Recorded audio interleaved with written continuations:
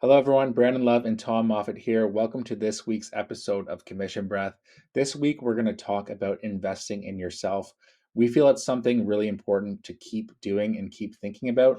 So many people are scared to invest in themselves and their business, and they hit plateaus and peaks where they feel like they can't push past this.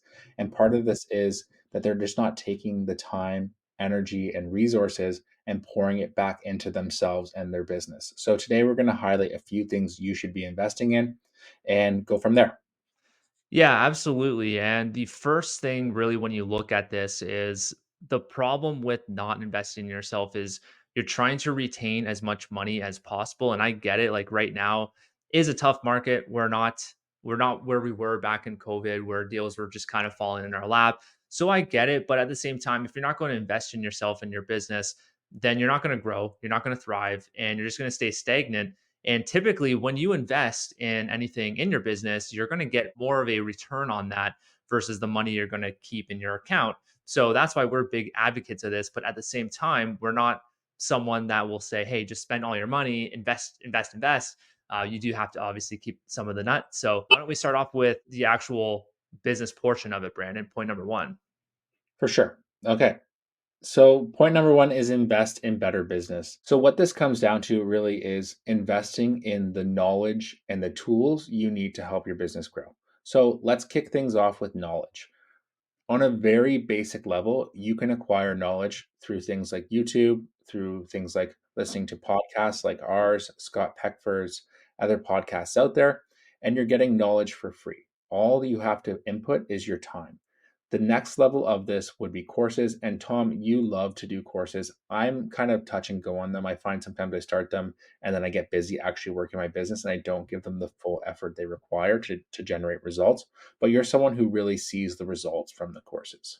Yeah, I've always been a fan of courses, which sounds weird, but I like to learn on my own time. I do what I call like time hacking when I'm learning as I'm doing tasks throughout my home, like whether I'm doing chores, whether I'm working out in the gym.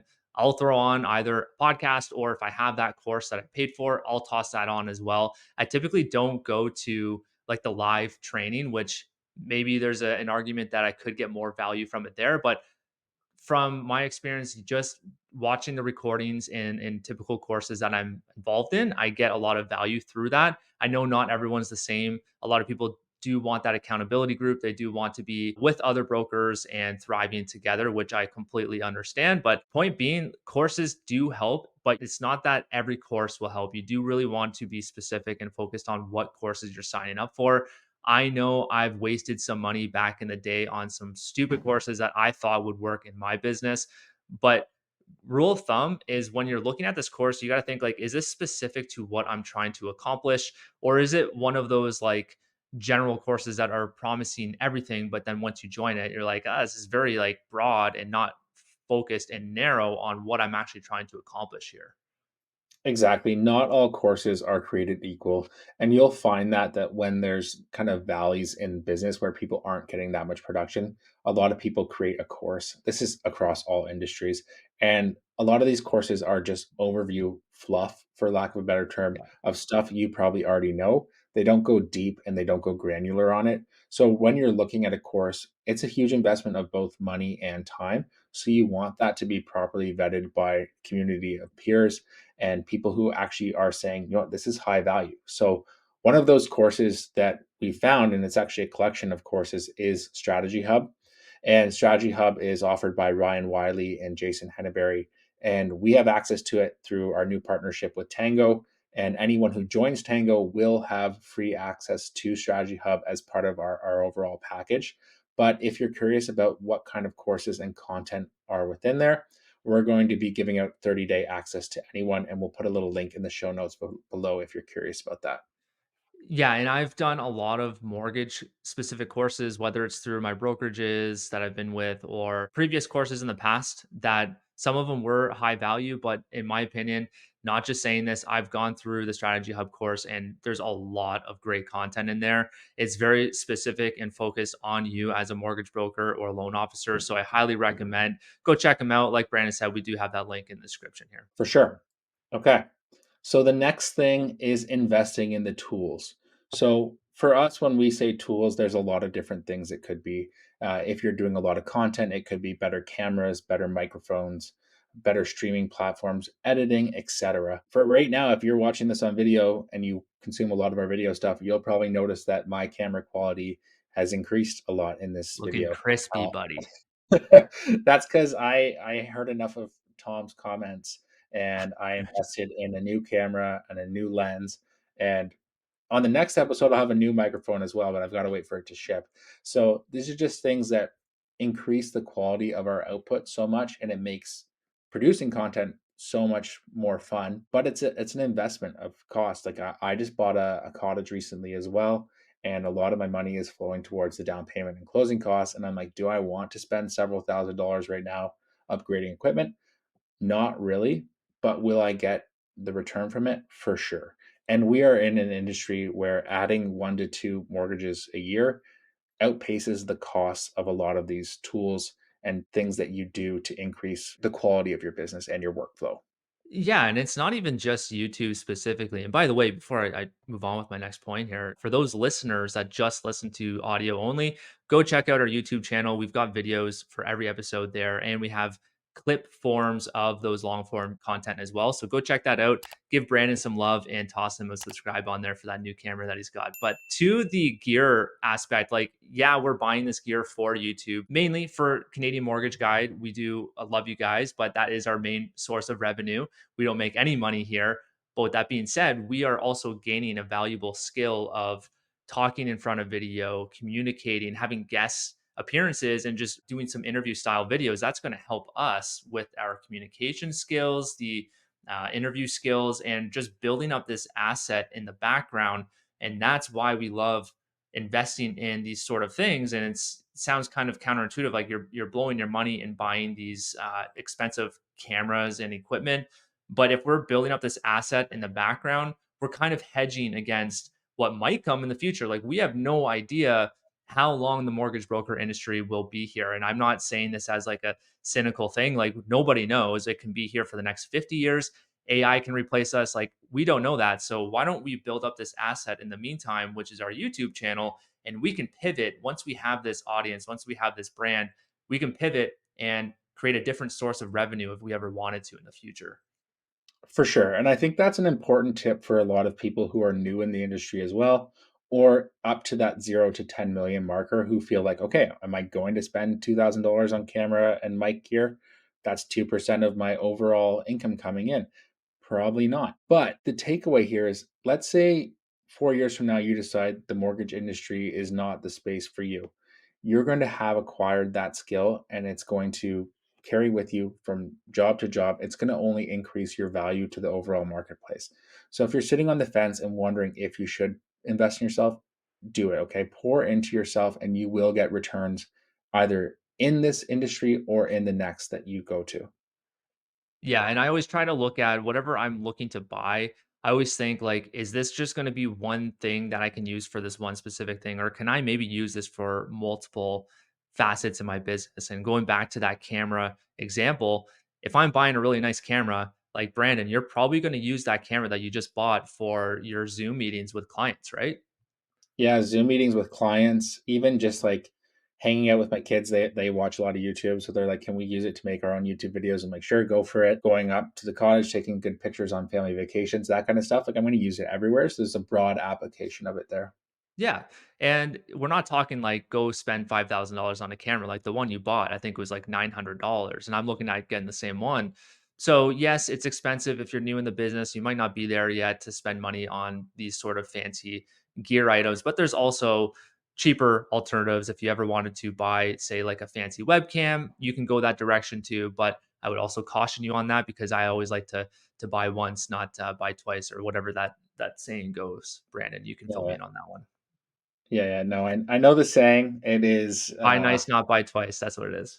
Biffle, buy it for life. All right, moving on. The next thing that we really feel you should invest in, and this is something that I skipped for the longest time, and actually by partnering up with Tom, I realized the importance of it, and that is investing in better health. Yeah, absolutely. So health can mean several different things to everyone. Like it could mean different things to different people. But for me, it really comes down to physical and mental. And I break up the physical into two different categories, like lifting, like working out, and nutrition. Those are my two main pillars for that. And then for mental, I like to go for walks, go for hikes, and a meditation every day. So those are my brackets. Brandon, I know you're similar in some of those, right? At least for the physical. Yeah, so physical, I'm doing Brazilian jiu-jitsu, which, you got me into, as well as a friend of ours that also did it, and then I've just started doing this, like, kettlebell thing, so adding some weight in there, and then I Sweet. always get my baseline 10,000 steps. So that's something I've added to it. I've lost, like, 30 pounds, and I have way more energy. Feel like it's really helping my business grow, and I know that if I carry on just some of the routines and habits with this, really helps contribute to the overall business and well-being in general. Oh yeah, there's carryover. And just as a side note, if you go back to our early recordings of Mission Breath, like man, you've lost a lot of weight, which is really, really cool. And a lot of that is from the jujitsu. But then you get the other benefits of jujitsu where you have the mental, like you're shedding away your ego with it. If you've got some 150-pound brown belt female tapping you out every day, like your ego isn't going to grow in that perspective. So you get a lot of other benefits with some of these things too, which then feeds into your business and our other topic that we'll talk about like later on in this episode, our family and relationships. Yeah, that's a great point on the ego side of things. I was, like, feeling pretty good yesterday. We were on a high because we just had day 1 of our new brokerage operations, and everything was feeling really good that way, and, a couple deals were going well. Like, everything just lined up. Nice day. I had a steak out back with my family. Everything was great, and then I'm like, "I'm gonna go to a jujitsu class," and I just got my ass absolutely handed to me, and it was good. It was a good workout, but I was like, "This is this is really what I needed." It kinda knocked me back down to earth a bit. Reality check. Yeah, for Yeah. sure. That's every day for me too. I'll give some examples of what I invest in with when it comes to my health is my garage gym. Like I've spent, I don't know how much, but I would probably guess in the range of 15 to 20K on my garage gym, which is a lot of money, but I know I'm going to be using it. It's a lot of stuff that I'm going to have for life. And I absolutely love it. It's my hobby. It's my passion. I'm in there every day, except for the last month while I'm moving here in my new home. But with that being said, I think you do need to invest, maybe not that much right away, but at least if you're someone that hasn't even worked out before and you kind of have like no idea where to go or where to start, then maybe it's a personal trainer for you. Like it costs money, but then you can shortcut your time, your learning to get to where you need to go. And it could also act as an accountability partner for you as well. For sure, and there's a sneaky little thing here too, is a lot of these things that you invest in, you're like, okay, for instance, like personal trainer, chiropractor, massage, these also all become lead sources. So I've got leads from my massage therapist now. I've got leads from my chiropractor. I've got leads from jujitsu. Yeah. It's like a sneaky thing because you just become part of this community and you're going there with good energy and intention because you want to be there, and people are drawn to you and your business as a result of that. So these things that feel like costs at the beginning actually become assets for your business. Absolutely. I told you about that lead yesterday. I got from jujitsu. I was late. I think we had a meeting after. I was late to our meeting, but it was worth it because I got a renewal out of it, and it just happens organically. You don't really fish for it, but yeah, like you said, it just kind of naturally gravitates towards you. So why don't we move on to our last point? Invest in better relationships. Let's take it off here, Brandon.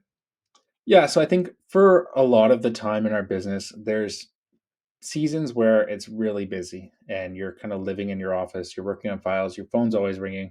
And then there's seasons it's a little bit slower. And sometimes you kind of ride that roller coaster. And I find it's hard coming off of the peak to when it's like a little bit more of a stagnant sort of time to turn it off. And I feel like I'm still kind of in my phone, I'm in files, even though there's not as many of them. My mind is still there. And I think it's important to take a step back and invest your time in the relationships because there are going to be times where relationships suffer from what your business requires. There's no doubt about that, especially if you're scaling and growing. So taking a step back and taking time to reach out to those people, take them for lunch, go for a dinner, go for a walk, whatever it might be, reestablish some of those connections that you lose when you're in peak performance time. Yeah, and it's not just business that you might have to push aside too. It's this is where you kind of have like a fine juggling act. And I'll give you an example today. Like, I was gonna go to jujitsu at 12, but now I'm like, you know what? I haven't spent time with my family as much as I would like to in the past day. So I'm gonna push that off, and maybe I'll squeeze in a workout later on today, and I'm gonna go for a hike with my family. So it's not just business that creeps into. You kind of have to juggle around these different sort of buckets and tiers that we're talking about here. And this is something that I've been trying to focus on a lot lately, especially this year. I talked about it before in one of the previous episodes, but one of my New Year's habit and resolution that I wanted to make was just to really spend more time with family and reach out to extended family and just really spend more time focusing on having more conversations with them and not just have my head down in my business, which is what I did last year. And I didn't like the feeling of that. I wanted to be more connected with the family and maintain that relationship pretty much, and friends too. For sure. And an easy way to do this, if this is something you struggle with, is just time block it. It doesn't have to be a Mhm. daily thing, but just throw a time block randomly on like a Friday afternoon. Do a couple calls to family members or go for a walk with someone. It just little simple things like that will remind you that, hey, this is still important and don't lose focus on it because so much else is going on in your orbit. Another thing to block off time for to go deeper on this level is taking vacations with your family. And I know it's hard to do in the business. It's hard to turn your phone off and it's hard to turn your email off. And we do have a past episode about how to do this efficiently. So go check that out. But don't neglect this. I neglected this for so long. And I went on vacation this year and it was huge for me personally, like mentally, but also so great for my business because it came back with renewed energy and passion that's helped our business scale exponentially. Yeah, and it costs money. A lot of people, I think in the mortgage business at least, they think like, okay, I got to spend what is it? Maybe call it 5K for one person to go away on vacation wherever you're going. Could be cheaper, could be more. And there's also the loss of leads and files that you could maybe be funding as well. But at the same time, we talked about it in the episode, like if you're neglecting taking these vacations, you're not going to recharge, you're not going to reset and come back stronger and more clear and sharper for the remainder of the year. And that's kind of what my realization was when I went on vacation late last year too. The cost opportunity with not taking vacations is going to far outweigh the cost of you maybe losing out on a lead or two while you're away. 100%. Okay, so wrapping this up, invest in better business, invest in better health, and invest in better relationships. You will get outsized returns for your business and you will have a happier, healthier life overall. We promise you. Have an awesome day, and we'll catch you next week. See you next week.